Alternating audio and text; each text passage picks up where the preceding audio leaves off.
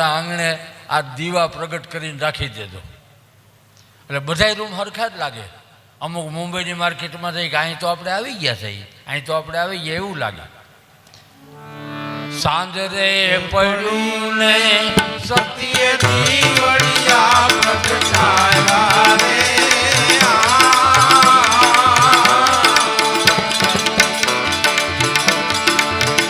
અને ત્યાં જ્યાં તોરે ત્યાં કુંભો ને એક રાણી રે,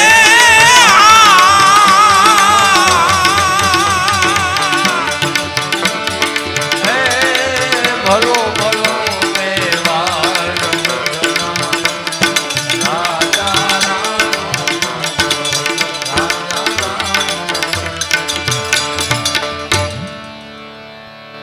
સવારો પડ્યું.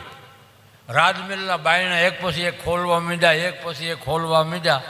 જ્યાં જુએ ત્યાં પલંગ માથે બેઠા છે એક રાણી, એક કુંભો. રાણી કુંભો. ગઢવીએ વિચાર કર્યો કે હા તો ગજબ છે બધું. અને એમાં થાકીને પછી આવ્યા પાછા રાજ કચેરીમાં.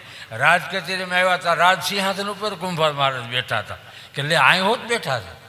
આ કેટલાક કુંભા છે, જ્યાં જોવો ત્યાં તોરી છાયા સોહી જાય માણેક મારી નજરોમાં આવ્યા. ગુરુએ દ્રષ્ટિ આપી ને જગત આખું એને રામમય લાગે. આ દ્રષ્ટિ ગુરુના ઘરની છે. કુંભો રાણી દેખાય, ભેગા ને ભેગા દેખાય. નદનારી હોય એક મતા એ સરગાપુરમાં થતા. નદનારી એક મતા હોય તો.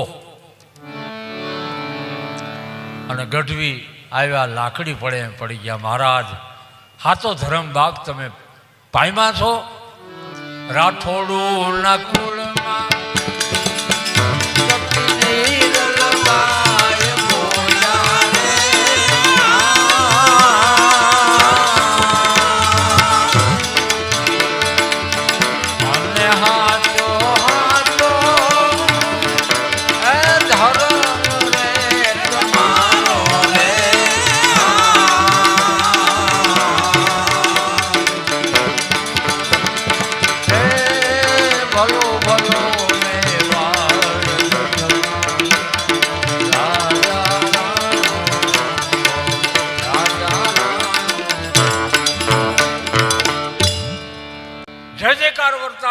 ધર્મની ધજા ફરકાવી. ધજા ફરકાવી. એના કલર 5 રંગના હતા. એને ધજા ન કીધી, નેજો ફરકાયો. જેને નામના નેજા ફરકાવ્યા. આ તો પીરાય ખાતું મળ્યું છે જેને. અને 5 કલરના એક સીધી લીટીમાં કરી અને નેજામાં નિશાન આપ્યા. આવા નિશાન જેને ફરકાવ્યા ધર્મના. ધોરી તો ધર્મ લઈને હાલે. આવા મહારાજ કુંભાજી કચેરીમાં બેઠા. અને નિરલબાઈ એમ કીધું, મહારાજ કેમ લાગ્યું તમને? ઓહો, ગુરુના ઘરનું ચરણામત તો શું વાત કરીએ. મેં તો આ ધર્મના મરમની ગતિની મને ખબર જ નહોતી કાંઈ. તમે તો મને એટલો બધો મારો વસૂલાત કરી દીધી, મારો ધક્કો વસૂલ થઈ ગયો. હું અહીંયા આવ્યો કાંઈક કમાણી કરવા જેવું લાગ્યું મને.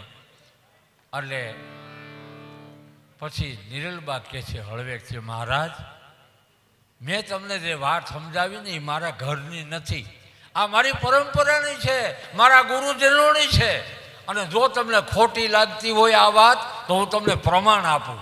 દેજો પ્રમાણ. કયા પ્રકારનું આપ્યું? અને નિરલબા